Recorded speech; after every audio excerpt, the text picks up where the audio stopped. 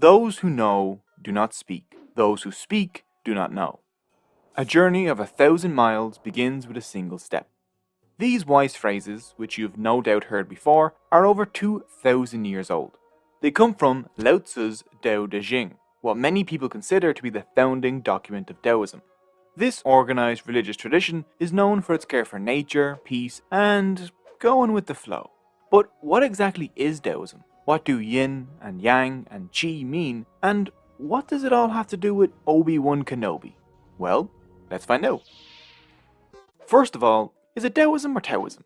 Well, Chinese is a complicated language to translate into English. So the reason there is two Taoisms is because of two different systems attempting to write Chinese in the Latin alphabet. The Wade-Giles system, which spells Tao with a T, was popular during the 19th and 20th centuries. But the Chinese never really liked the system, and so developed Hanyu Pinyin, the system that gave us the D in the 1950s. This is why Tao is now Tao, but many American publications still use the old Wade-Giles system, so you'll still see Tao and Taoism around. Either way, with a T or with a D, it's pronounced Tao. Taoism is an indigenous Chinese religion, but it isn't the religion of China. China has three major religious traditions: Taoism, Confucianism, and Buddhism. Most Chinese people practice all three. Apart from priests, Chinese people rarely identify with only one religion. Taoism first appears during an incredible time in Chinese history, the Warring States period, a period where states warred from the 5th to 3rd centuries BCE. During this period, multiple philosophers such as Confucius put forward ideas on how to control people, armies, and states. But one philosopher stood on the sidelines and laughed at the idea that humans could even begin to know the correct way to do things when our minds and perspectives were so small. This was wise old grey-bearded Lao Tzu, or the Old Master. His book, the Tao Te Ching, and Chuang-Tzu's book, the Chuang-Tzu, spoke of a universal force known as the Tao. So what exactly is the Tao? Tao. Something unformed and complete, before heaven and earth were born, solitary and silent, stands alone and unchanging, pervading all things without limit. It is like the mother of all things under heaven. But I don't know its name. Better call it Tao. Better call it great. Tao Te Ching, chapter 25. I guess you've assumed that Taoism has something to do with the Tao. And it does, but Tao isn't a god, and Taoists don't worship the Tao. Tao simply means the way. The word for avenue in Chinese is dadao, wide way, for example. But in Taoism, the word is a tad more mystical. The first line of the Tao Te Ching makes it clear that the Tao cannot be fully understood. The Tao that can be told of is not the eternal Tao. The name that can be named is not the eternal name. For Lao Tzu, it's impossible to explain the Tao in words, and only a complete and utter idiot would think they could explain it. Let me explain. The Tao is the flow of the universe. It is the source of reality. It's infinite, yet empty, yet complete, and it creates and directs the endlessly diverse universe. Or, in the words of Obi-Wan Kenobi, it surrounds us and penetrates us. It binds the galaxy together. But the Tao was never created. It exists by and of itself. The universe was born from the Tao, but the Tao has no interest in it. It doesn't create for a reason, it simply creates and constantly transforms. Any idea that the universe cares about humans only comes from our own human-centeredness. But even though the Tao is unknowable, it has an order which can be recognized in nature. This kind of order is called Li, a word which meant the markings in jade or the grain in wood. Li kind of means organic order, the random yet perfect patterns of flowing water, the shapes of trees and clouds and snowflakes. It is by observing Li that we can see the workings of the Tao. Lao Tzu and Chuang-Tzu point out that because the Tao lies at the root of all existence, the universe takes care of itself perfectly well, of its own accord. Sun goes up, sun goes down. Tide goes in, tide goes out. Never a miscommunication. The rhythm of life, which rises from the earth, grows, matures, decays, and eventually returns to the earth, it all happens without force, or orders, or effort. Change is the only constant. but this change is regular, recognizable, and fundamentally good. That is Tao, or at least how I understand it. Lao Tzu and Chuang-Tzu make it very clear that the Tao cannot be expressed in words, and this is an important part of Taoism. Language is limited and based on our human perspectives, which are narrow. Language puts ideas in boxes, but you can't put the Tao in a box in the same way you can't put a river in a bucket. The aim of Taoism then is to help people feel the Tao, to see it in nature, and to be able to move in harmony with it. And one way to do this is through Wu Wei. Wu Wei. In its most basic sense, Wu Wei means not doing or not acting. Lao Tzu confusingly talks about Wei Wu Wei, about doing the non-doing, which means that doing nothing requires the doer to do something. One interpretation is that to wei is to act on social or personal expectations. To do things because you think that's what you're supposed to do. To act within a rigid mindset. Since the universe is always changing, if you try to navigate it with an unchanging mindset, you're gonna have a bad time. Wu Wei is to act, but acting without intent. So rather than not doing, it kind of means not forcing, not swimming against the stream of the Tao. So Wu Wei isn't doing nothing. Think of Japanese judo, where an opponent is defeated not by brute strength, but by using the movement of their own force against them. One of the recurring metaphors for the Tao in the Tao Te Ching is pu, or uncarved wood. This uncarved wood captures what is so difficult to describe about the Tao. Its simplicity and naturalness, its lack of specific features, and its creative potential. Uncarved wood can be anything, but it can only be anything because it hasn't been carved up. Taoists say that humans have been carved up by language, forced morality, and selfishness. They've been processed from a humble, raw material with infinite potential into a product sculpted by their environment. So the only way to move with the Tao is to get yourself out of rigid, inflexible perspectives. To stop thinking of yourself as separate from nature and its processes. From thinking that you stand outside the stream and can dictate which way it will flow. You're in the stream. You can either row against it or sail along it. Texts. The Tao Te Ching and Chuang-Tzu are considered by many non-Taoists to be the two most important books in Taoism. The Tao Te Ching is a series of short, poetic statements about the Wei, Tao, and its power, De. It's very short. You can read this book in an afternoon, but it'll be a fairly confusing afternoon.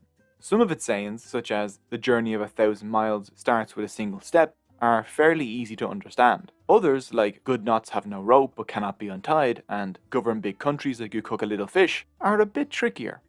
The Tao Te Ching, like many texts at the time, was written to teach a ruler. But Lao Tzu's advice was pretty radical. He said that the best way to rule was to not rule, like Wu Wei, to let the world live according to its natural pattern, and that would bring about harmony and peace.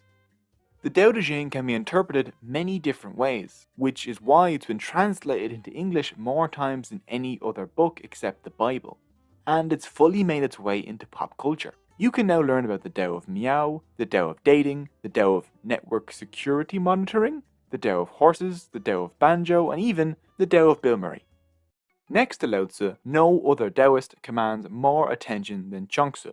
Whereas the Tao Te Ching was written to teach rulers, Chuang-Tzu is aimed more at ordinary people. In the Chuang-Tzu, the wise person is someone completely untroubled with regular concerns, like politics and money. They simply skip over life's obstacles without worries. Chuang-Tzu constantly lets us know that our perceptions are unreliable. How we see life and death and good and bad and beautiful and ugly depend on our life experiences and what we or our culture value. But these are artificial constructs. They hurt spontaneity and happiness. Chuang-Tzu compares life to when a drunken man falls out of a carriage. He has no idea what's going on. He doesn't even know he's fallen, and so unaware and relaxed, he bounces off the ground, brushes himself off, and is completely unharmed. Whereas a sober person who stiffens up upon falling would have broken several bones. Because the Tao Te Ching and Chuang-Tzu are easily the best known Taoist texts outside of China, people imagine that they are also the most important Taoist texts. But they're not. There are thousands of Taoist texts. They're just mostly unknown. When was the last time you heard of the Code of New King for controlling demons? which lists 36,000 demons that can be warded off by knowing their names, or poems made while beating the ground, which includes a series of 135 poems, each of which begins and ends with the line, "Yaofu does not write poems merely for fun." Or my favourite Taoist text, because it's apparently named after the YouTube comment section, The Forest of Opinions by Ma Yung. Taoists don't only read the Tao Te Ching and Chuang Tzu.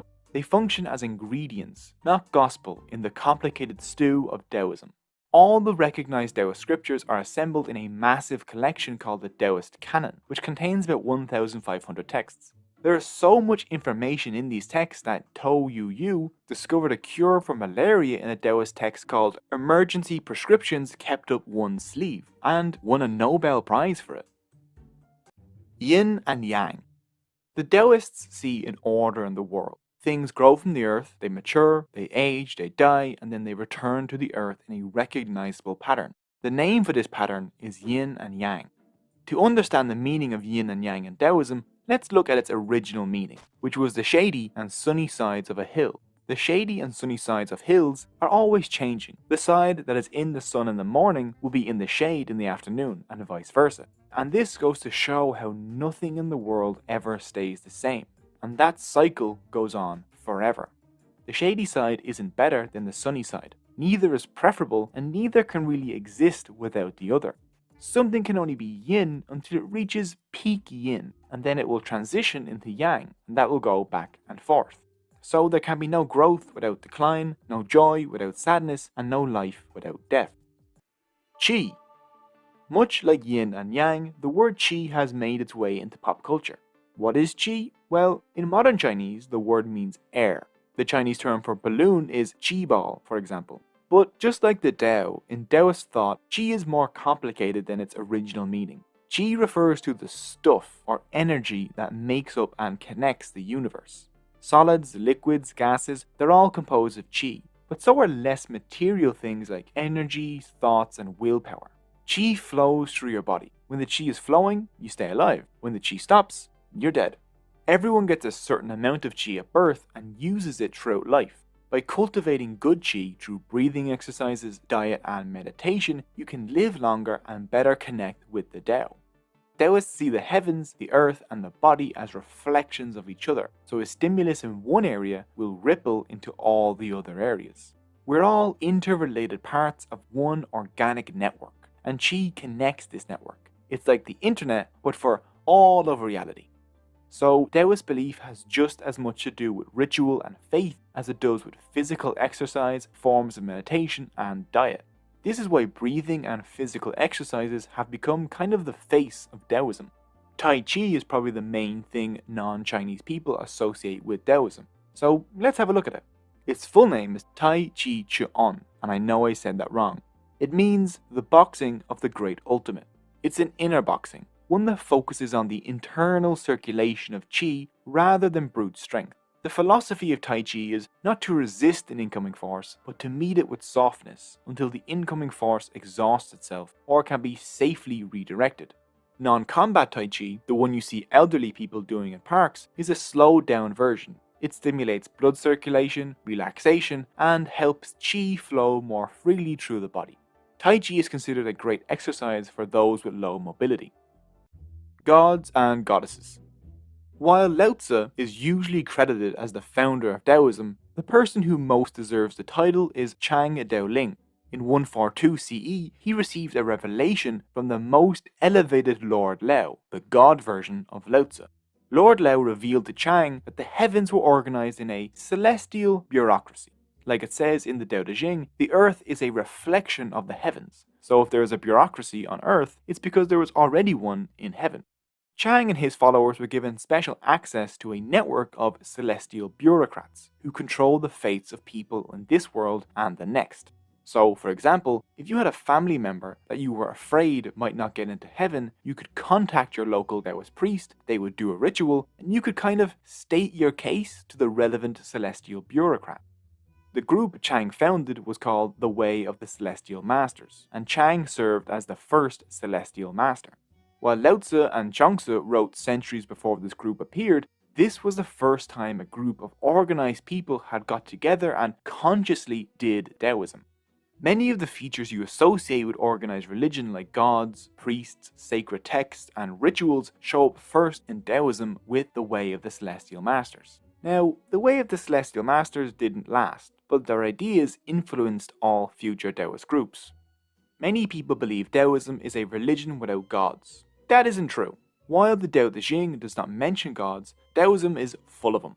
Chinese religion in general has always included many gods, local deities, spirits, ghosts, and other beings. Local deities fill particular purposes, like helping with rain and agriculture, and they would occupy specific places in the world. Rural villages would often have their own gods, and families might even honor the kitchen gods in their homes. Most deities were once people who earned god status, so ordinary humans can ascend to godhood or immortality, like Lao Tzu, who is now Lord Lao, and is seen as almost an incarnation of the Tao itself. So which of these deities are the most important in Taoist life? Well, the top gods are probably the three pure ones, one of which is the deified Lao Tzu, the Jade Emperor, and there's also the Eight Immortals. You may be imagining that they get the most attention, but actually no. Think of it like this. Whenever you need something from the government, like getting a driver's license, you don't call the Prime Minister. Instead, you call the relevant government department for your particular problem. The celestial government works the same way. If you're having a problem with demons, you're going to want to do an offer to this guy. If you're having marriage problems, you'll be looking for this fella to help out. And if you want help in an exam, then this nerd would be your best bet. So those are the basics of Taoism. You might still be confused, and you should be. This is a very complicated religion and is inherently difficult to understand. Remember, the Tao that can be told of is not the eternal Tao. This video